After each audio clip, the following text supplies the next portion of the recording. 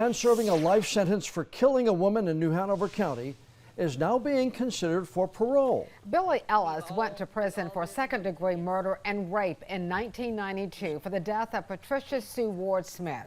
Ward Smith's daughter, Cora Cartret, says Ellis should never be able to walk free. WECT's Zach Solon spoke with Cartret about the grief she has carried for more than 3 decades.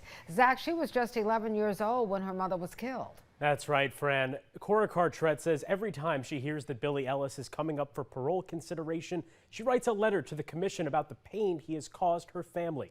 She says her mother did not deserve to die and her killer should never be released. She was only 29 years old. Before all this happened, she was trying to get her life together. She was going back to school, get her GED,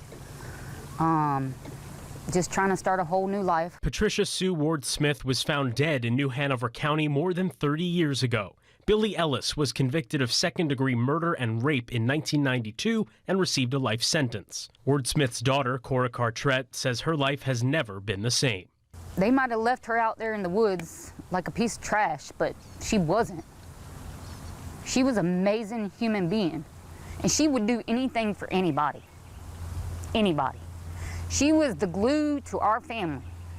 When she passed away,